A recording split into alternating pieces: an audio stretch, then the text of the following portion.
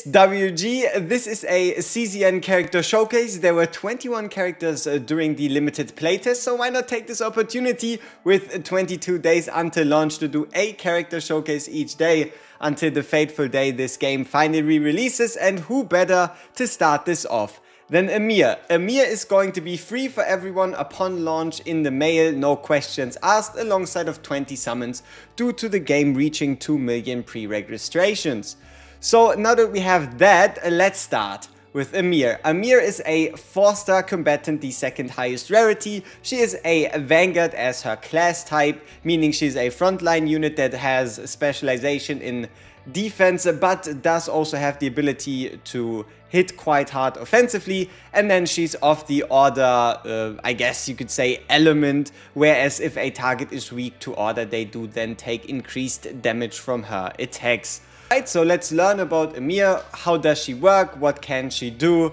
What are her strengths? What are the weaknesses? Who do you want to pair her with to make the most out of her? And obviously, which one are the best cards to run her with? So let's start this whole thing out from left to right and then top to bottom. We have the standard attacks in that she deals 100% of her own defense as damage to an enemy with the rapier cards, whereas the steel barrier gives you a shield that blocks an enemy hit for 1 round based on 100% of her defense as well. Then we get to the very first character skill that you do have in your starting hand, meaning no matter where, no matter when, you're always going to have access to this skill, and that is Hovering Metal. Hovering Metal gives you 2 different buffs. The number 1 is going to be damage reduction and number 2 is going to be metallization.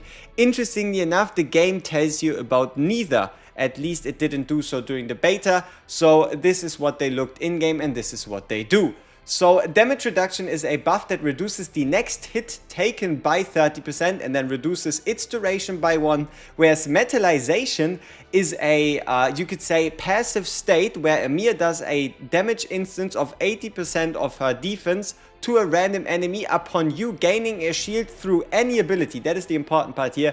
Any ability, so it doesn't have to be her, could come from teammates, could come from gear, could come from artifacts, could come of a plenty of ways. So now that we know how damage reduction works and metallization being an integral part of the kit, let's actually move it over here and let's continue onwards. So we do have the Hovering Metal with 3 stacks of damage reduction, so the next 3 hits, and then 2 metallization, meaning a total of 180% damage.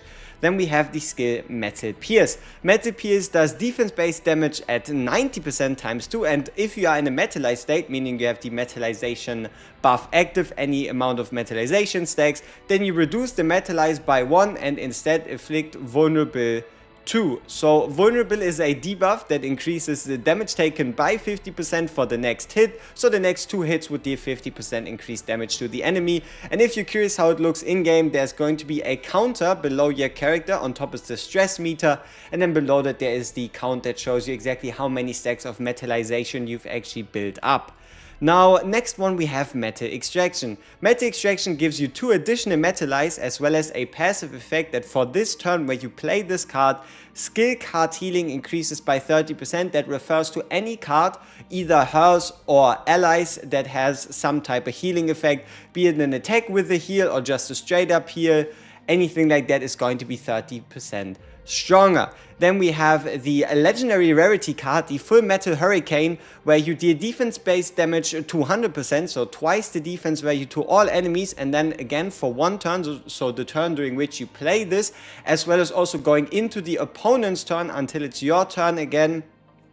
If you trigger the metallization effect, this metallization changes to deals 80% to all enemies, so metallization becoming AoE as well as also increasing by 20%, so overall it's going to be 100% of her defense to all enemies every single time metallization is triggered during this Full Metal Hurricane, giving us then the Iron Skin. Iron Skin is an exhaust card. That means this card can only be played once per turn, or I guess you could say once per fight. The moment you play it, it goes into the, you could say, graveyard or discard pile, and it's not going to go back into your hand after you've played all your cards. And the ultimate tag actually means that the moment you play this card, your turn ends. So your goal, for example, with the ultimate card is always to play it at the end of your turn after you've already done all your actions, spent all your remaining cards or AP before you actually get into that. So the Iron Skin allows you to reduce damage taken by 20% for one turn,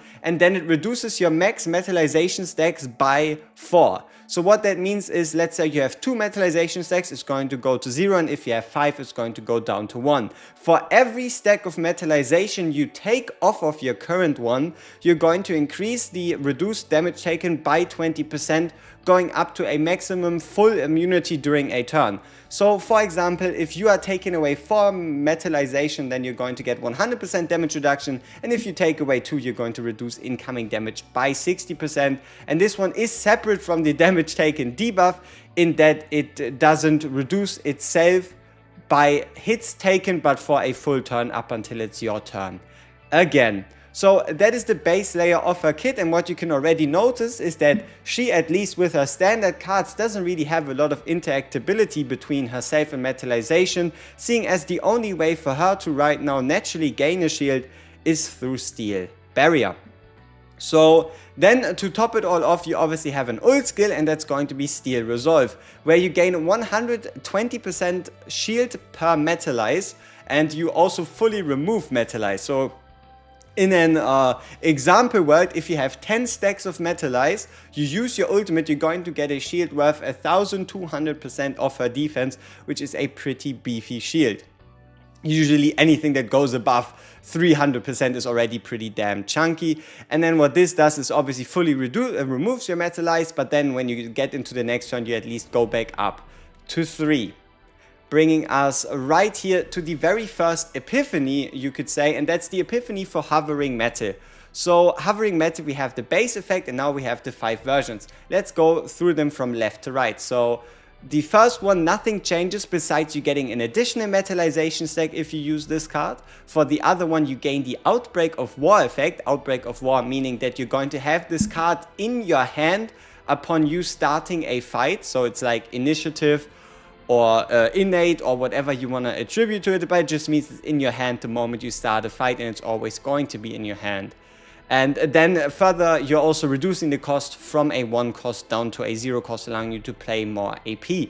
We then have the Celestial effect. So the Celestial effect means that if a card gets played that is 2 cost or higher, any card with the Celestial card or Celestial tag gets played alongside that card for free. So pairing her up with this combination with cards that cost a lot can save you a bunch of AP, in that, for example, you play a card that costs 3, you're going to be able to play Hovering Metal for free. Furthermore, this upgrade does also add 2 extra stats of metallization, meaning for the next 4 instances of shield gain, you get the extra damage instance.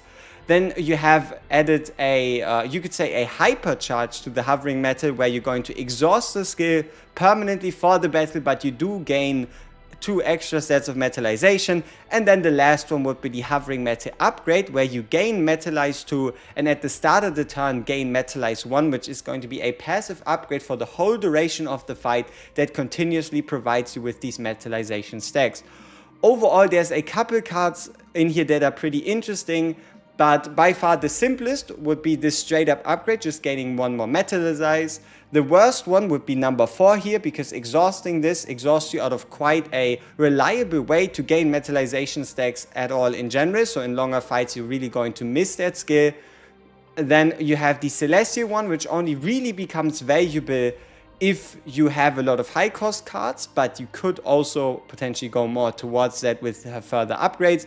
The Hovering Metal upgrade number 5 is by far probably going to be the strongest, because it just gives you a reliable source of metallize, and if you combine it with shield generation from her or other team members, you're going to see a rather big increase in damage. And then Hovering Metal with the Outbreak of War is just a good way to start off your fight, giving you 2 metallization. So it's anywhere between the left 2 or the rightmost one, or Celeste if you have a bunch of expensive cards, being the top picks here. Now, coming to Metal Pierce, again, let's go from left to right. And I know it's quite a lot of cards, but character kits here really are that extensive. So Metal Pierce from left to right, you have the ability to get yourself 110% extra defense base damage twice, and if in metallized state, you reduce metallized by 1, but in case, or I guess you could say in exchange for reducing the metallized state, you do actually strike an additional time. So what that means is instead of having 2 instances of 110%, you're going to have 3 instances of 110%, so 330% damage, and also the application of the vulnerability. Then we have this one right here, which reduces your maximum metallize by 2 and then increases your damage by 150%, equal to that amount. So there are some of these cards that are just weird to describe and a bit hard to see with, like, for example, this like square FC and this like slash reduce. But what this should be is that overall you reduce your metallized stacks by 2, and then if you do so, you increase the damage by 150% for each of these metallization reduction stacks, giving you a one hit 500% damage, but without any of the vulnerability.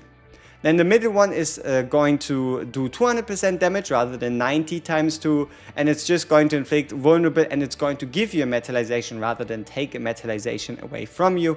Metal Pierce is going to increase the cost to 2, because if we remember the Celestial tag, now this Metal Pierce card would be able to trigger the Celestial card, meaning you'd be able to like have that card be played for free because it costs 2 or more.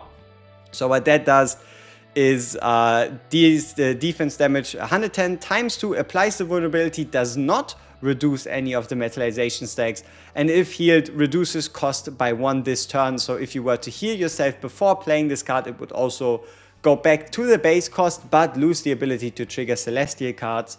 And then we have the last Metal Pierce upgrade, where you deal defense-based damage 110% times 2, and if in metallized state you reduce metallized by 1, apply vulnerable 2, and then weaken 2, whereas weaken 2 is reducing the enemy's output of damage by 25%, and then if they do a hit of damage, then weaken gets reduced by a stack. So overall you're like stopping them from dealing damage for, you could say, 2 turns at 25% less damage dealt.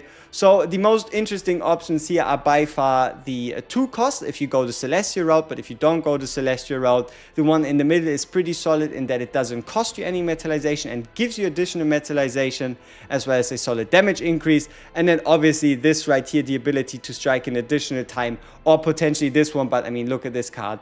It is still a bit cryptic on what the devs are going to do with that card and if they're going to change it in a more readable fashion.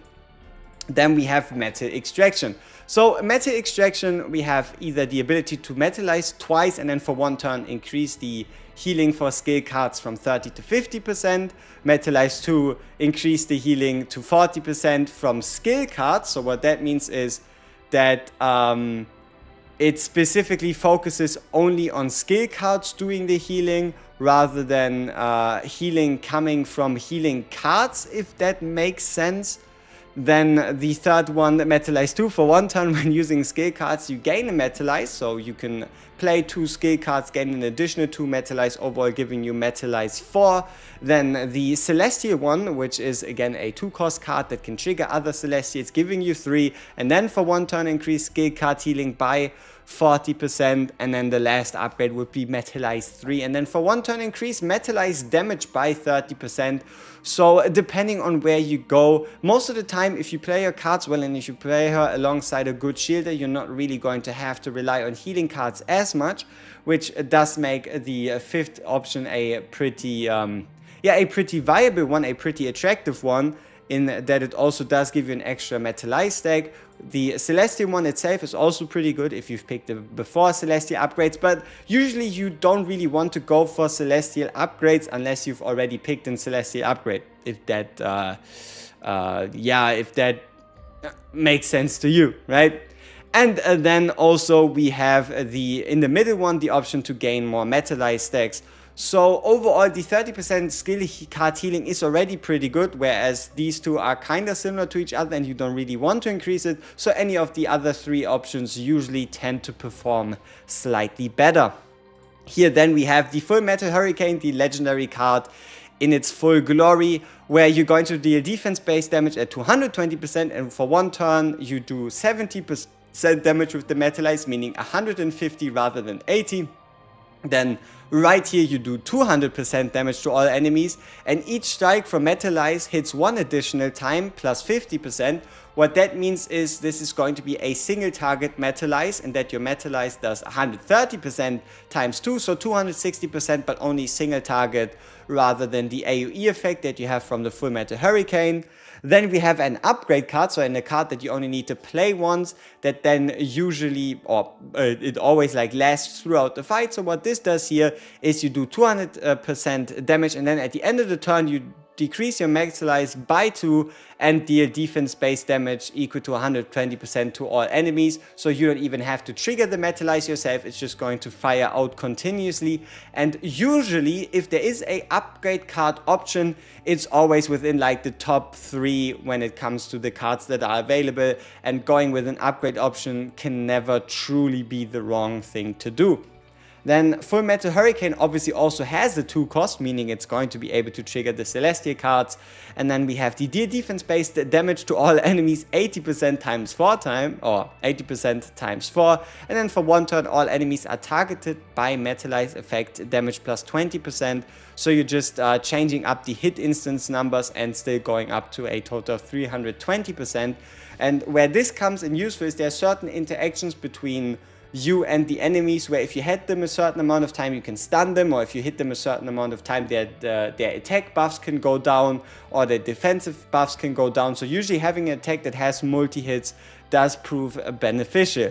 Here we then have the deal 100% times 4 defense-based damage to all enemies while reducing your max Metalize by 2, and you hit 1 extra time per reduction. So if you can go down by 2 Metalize stacks, you're actually going to do 100% times 6 damage to all enemies, but you can see there's no upgrade to the Metalize. So the top picks here are either going to be the middle one, because it's the safest, or then the single target upgrade right here, or this one for the big AoE damage, with then the Full Metal Hurricane, the 4th one right here, usually being if you have a purpose for hitting that many times. So then let's actually get to the interesting stuff, and that is the further upgrades to her kit, which are Potential and Awakenings.